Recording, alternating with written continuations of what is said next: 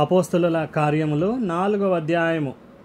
వారు ప్రజలతో మాట్లాడుచుండగా యాజకులను దేవాలయపు అధిపతియు సద్దుకయ్యులను వారు ప్రజలకు బోధించుటయు యేసును బట్టి మృతుల్లో నుండి పునరుద్ధానము కలుగునని ప్రకటించుటయు చూచి కలవరపడి వారి మీదకి వచ్చి వారిని బలాత్కారముగా పట్టుకొని సాయంకాలమైనందున మరునాటి వరకు వారిని కావలిలో ఉంచిరి.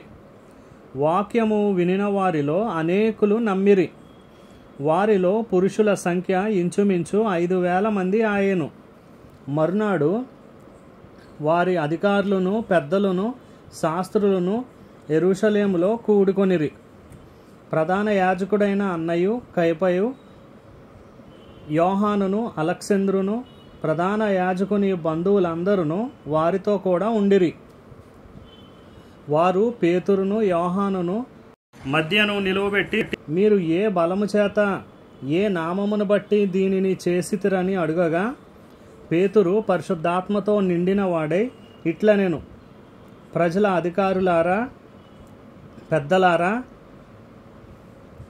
ఆ దుర్బలునికి చేయబడిన ఉపకారమును గూర్చి వాడు దేని వలన స్వస్థత పొందెనని నేడు మమ్మును విమర్శించుచున్నారు గనుక మీరందరూ ఇశ్రాయేలు ప్రజలందరూ తెలుసుకొనవలసినదేమనగా, మీరు సిలువ వేసినట్టియు మృతుల్లో నుండి దేవుడు లేపినట్టియు నజరేయుడైన యేసు క్రీస్తు నామముననే వీడు స్వస్థత పొంది మీ ఎదుట నిల్చుచున్నాడు.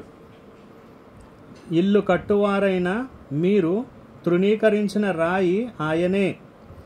ఆ రాయి మూలకు తలరాయి ఆయను. మరి ఎవని వలనను రక్షణ కలుగదు. ఈ నామము వలననే మనము రక్షణ పొందవలెను గాని ఆకాశం క్రింద మనుష్యులలో ఇయ్యబడిన మరి ఏ నామమున రక్షణ పొందలేము అనెను. వారు పేతురు యోహానుల ధైర్యమును చూచినప్పుడు వారు విద్యలేని పామరులని గ్రహించి ఆశ్చర్యపడి వారు యేసుతో కూడా ఉండిన వారని గుర్తెరిగిరి. స్వస్థత పొందిన ఆ మనుష్యుడు వారితో కూడా నిలిచియుండుట చూచి ఏమీ ఎదురు చెప్పలేకపోయిరి. అప్పుడు సభ వెలుపలికి పొండని వారికి ఆజ్ఞాపించి తమలో తాము ఆలోచన చేసి, ఈ మనుషులను మనమేమి చేయుదుము? వారి చేత ప్రసిద్ధమైన సూచక క్రియ చేయబడి ఉన్నదని యెరూషలేములో కాపురమున్న వారికి అందరికీ స్పష్టమే. అది జరగలేదని చెప్పజాలము. అయినను ఇది ప్రజలలో ఇంకా వ్యాపింపకుండుటకై ఇక మీదట ఈ నామమును బట్టి ఏ మనుష్యులతోనైనను మాటలాడకూడదని మనము వారిని బెదురు పెట్టవలెనని చెప్పుకొనిరి. అప్పుడు వారిని పిలిపించి, మీరు యేసు నామమును బట్టి ఎంత మాత్రమును మాట్లాడకూడదు, బోధింపకూడదని వారికి ఆజ్ఞాపించిరి. అందుకు పేతురును యోహానును వారిని చూచి, దేవుని మాట వినుట కంటే మీ మాట వినుట దేవుని దృష్టికి న్యాయమా? మీరే చెప్పుడి. మేము కన్నవాటిని విన్నవాటిని చెప్పక ఉండలేమని వారికి ఉత్తరమిచ్చిరి.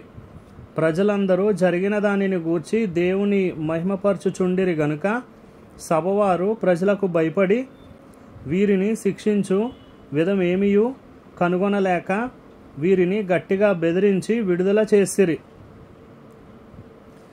స్వస్థపరచుట అను ఆ సూచక క్రియ ఎవని విషయంలో చేయబడినో వాడు 40 ఏండ్ల కంటే ఎక్కువ వయస్సు గలవాడు. వారు విడుదల నొంది తమ స్వజనుల యొద్దకు వచ్చి ప్రధాన యాజకులను పెద్దలను తమతో చెప్పిన మాటలనన్నిటినీ వారికి తెలిపిరి. వారు విని ఏక మనస్సుతో దేవునికిట్లు బిగ్గరగా మొర్రపెట్టిరి, నాదా, నీవు ఆకాశమును భూమిని సముద్రమును వాటిలోని సమస్తమును కలుగజేసిన వాడవు. అన్యజనులు ఎలా అల్లరి చేసిరి? ప్రజలెందుకు వ్యర్థమైన ఆలోచనలు పెట్టుకొనిరి?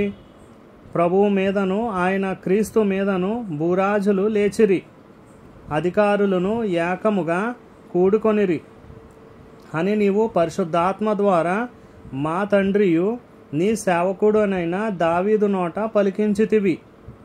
ఏవి జరగవలెనని నీ హస్తమును నీ సంకల్పమును ముందు నిర్ణయించెనో వాటినన్నిటినీ చేయుటకై నీవు అభిషేకించిన నీ పరిశుద్ధ సేవకుడైన యేసునకు విరోధముగా హేరోదును, పొంతి పిలాతును, అన్యజనులతోనూ ఇశ్రాయేలు ప్రజలతోనూ ఈ పట్టణమందు నిజముగా కూడుకొనిరి. ప్రభువా, ఈ సమయమందు వారి బెదిరింపులు చూచి రోగులను స్వస్థపరచుటకును నీ పరిశుద్ధ సేవకుడైన యేసు నామము ద్వారా సూచక క్రియలను మహత్కార్యములను చేయుటకును నీ చేయి చాచియుండగా నీ దాసులు బహుధైర్యముగా నీ వాక్యమును బోధించున్నట్లు అనుగ్రహించుము. వారు ప్రార్థన చేయగానే వారు కూడి ఉన్న చోటు కంపించెను. అప్పుడు వారందరూ పరిశుద్ధాత్మతో నిండిన వారై దేవుని వాక్యమును ధైర్యముగా బోధించిరి. విశ్వసించిన వారందరూ ఏక హృదయమును ఏకాత్మయు గలవారై ఉండిరి. ఎవడును తనకు కలిగిన వాటిలో ఏదియు తనదని అనుకొనలేదు. వారికి కలిగినదంతయు వారికి సమిష్టిగా ఉండెను. ఇదియుగాక అపోస్తులు బహుబలముగా ప్రభువైన యేసు పునరుద్ధానమును గూర్చి సాక్ష్యమిచ్చిరి.